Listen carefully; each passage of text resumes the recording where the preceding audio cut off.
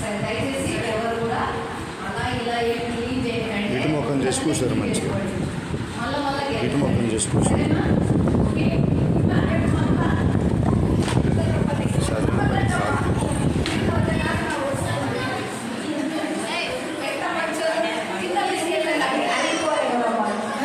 కదా అప్పుడప్పుడు నవ్వుకోవడం కూడా ఉండాలి. నోట్ పెట్టాలి, పనులలో తట్టుకుందా. మీరు గాడ కూర్చున్నారా ఇంకా సంతలో కూర్చుండ పెట్టుకున్నా చాలా బాగుంటుంది.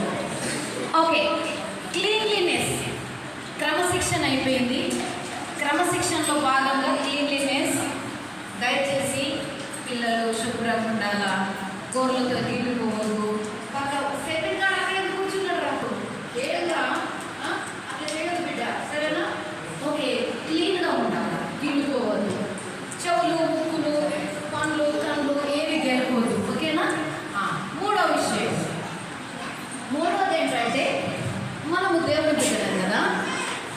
దేవుని మందిరానికి వెళ్ళినప్పుడు ఏది లేకుండా చర్చికి వెళ్ళొద్దు. ఏది లేకుండా వెళ్ళొద్దు. తప్పకుండా మీ బైబిల్ మీ చేతిలో పట్టుకొని రావాలి. మీ మమ్మీకి ఇవ్వడము, అక్కకి ఇవ్వడము, చెల్లెకి ఇవ్వడము. ఇక్కడ భార్య భర్తలు లేరు, వాళ్ళు కూడా బాగా చేస్తుంది. భార్యను మోసుకొని వస్తే అయ్యగారు టీకాకు వస్తాడు. ఇవన్నీ జరుగుతాయి. బైబిల్ మోసుకొచ్చుకున్న భార్య అంటే మార్కులు పడతాయి. టీకాకు వచ్చిన భర్తకు మార్కులు పడవు. అక్కడ దేవుడు అడుగుతాడు, ఎన్నిసార్లు బైబిల్ పట్టుకొని దేవుడు మందిరానికి వచ్చిన బిడ్డని అడుగుతాడు. మా భార్య మోసుకొచ్చుకుంటాడు, దేవుడు అస్సలు ఒప్పుకోడు. అంటే ఎవరి బైబిల్ వాళ్ళు మోసుకొని చక్కగా రావాలా. బైబిల్ ఎట్లా పట్టుకోవాలా? ఎంత చక్కగా కదా.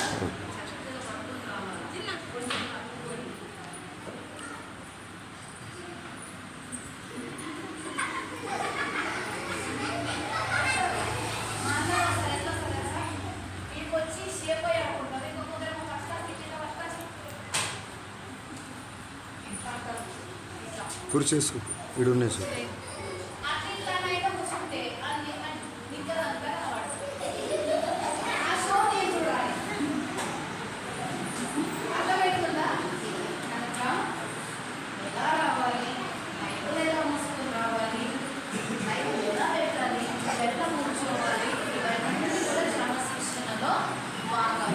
క్రమశిక్షణలో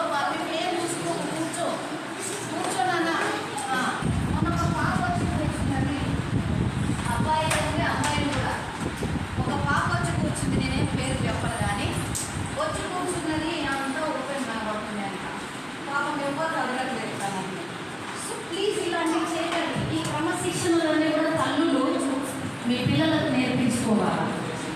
మంచి డ్రెస్ వేయాలా, ఎలా కూర్చోవాలో చెప్పాలా, ఈవెన్ ఎలా నడవాలో కూడా చెప్పాలి. కొందరు పిల్లలకి నడక రాదు. చాలా జాగ్రత్తగా నడవడం నేర్చుకోవాలి, జాగ్రత్తగా మాట్లాడడం నేర్చుకోవాలి, పద్ధతి ఉండడం నేర్చుకోవాలి. అది అవసరం మనకి. ఓకేనా పిల్లలు? ఇప్పుడు బైబిల్ మోసుకొచ్చుకుంటారు మీరు. కూర్చో బైబిల్ తీసి గుమ్ము పట్టేటట్టు పడేయరు కదా, జాగ్రత్తగా ఉంచుకుంటారు కదా. అన్ని బిడ్డవైతే చిన్న పాప అక్షరాలు ఇంకా చదవడం రాదనుకోండి, అయినా పర్వాలేదు. నువ్వు ప్రార్థనకి తల వచ్చినప్పుడు మీ ఫ్యామిలీలో కుటుంబ ప్రార్థన ఉంటే మీరు ప్రేమ కూర్చున్నప్పుడు నీ బైబిల్ని పట్టుకొని మోకాళ్ళ మీద ఉండాలి. నీ బైబిల్ని నీవు పట్టుకొని మోకాళ్ళ మీదకి ప్రార్థన చేసుకోవాలి. ఓకేనా? తప్పకుండా చేస్తారు కదా. ఇంకెప్పుడు కూడా మీ బైబిల్ వేరే వాళ్ళ ద్వారా మోసుకొని రమ్మని చెప్పదు కదా, చెప్పదు. ఓకేనా? ఒకవేళ మీకే ఎవరైనా అబ్బాయి మోసుకొని రావా, ఇది పట్టుకోవాలంటే నీ బైబిల్ నువ్వు పట్టుకొని చెప్పాలి. ఓకేనా? నీ బైబిల్ నువ్వు పట్టుకో. అదే ఏదైనా గిఫ్ట్ ఇచ్చిండ్రు అనుకోండి, నా గిఫ్ట్ నువ్వు పట్టుకురావా అని అంటారా? అంటారా? అబ్బా ప్లీజ్ నా గిఫ్ట్ నువ్వు తీసుకోవా అని అంటారా? అన్నారు. అది బయటైతే మనం పట్టుకురావా? ఇది సరైన పద్ధతి పిల్లలు. ఓకేనా? ఓకేనా? మీ బైబిల్ మీరు తప్పకుండా పట్టుకోసుకుంటారా? తీసుకోరు కదా. ఈ ఇబ్బంది పిల్లలకి ఎందుకు లేవు? అవి వాళ్ళేనా? ఓకే ఓకే, సంతోషం.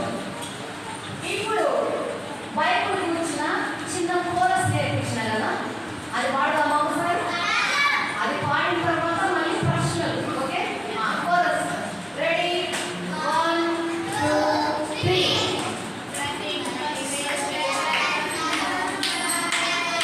ఇలా 1 2 3 తప్పు ఎదురా 1 2 3 తప్పు ఎదురా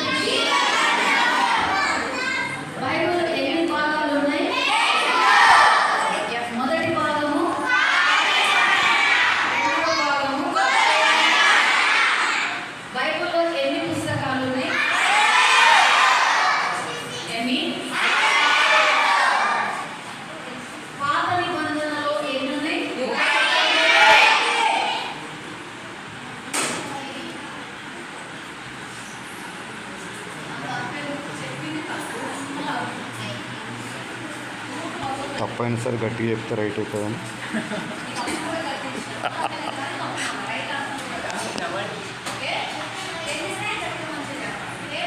నిన్నేమని లెత్తి సుమా నిన్నేమని తిట్టకు పాత నిబంధనలో ఎన్ని పుస్తకములు? తెలుగులో చెప్పండి. ఎన్ని? మీరు ఆగండి. ఆడపిల్లలు, పాత నిబంధనలో ఎన్ని పుస్తకములు? తెలుగులో చెప్పండి. Very good. కొత్త నిబంధనలో ఎన్ని పుస్తకములు?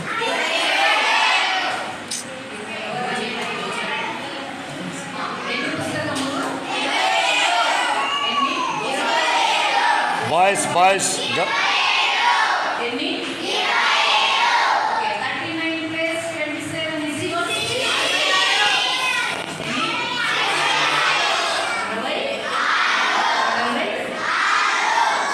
ఆ 66 పుస్తకముల కలయిక పరిశుద్ధ గ్రంథము, జీవ గ్రంథము, బైబిల్. దేవుడు మనకిచ్చినటువంటి బహుమానం మీకు. అదేంటంటే మీరు ఎవరితోనైనా మాట్లాడినప్పుడు గాలికి మాట్లాడడానికి మాట్లాడదు. పెద్దవాళ్ళకు అక్క అయితే అక్క, చెల్లి అయితే చెల్లి, తమ్ముడను అన్న అను, మామయ్య అను, నాన్న అను, పెద్ద నాన్న, చిన్న నాన్న, ఇట్లా మనకు ఉంటాయి కదండి. మనకన్నీ సంబంధాలు ఉన్నాయి కదా. వాటిని సంబోధించి మాట్లాడాలి. వినావా? అది తీసుకురా.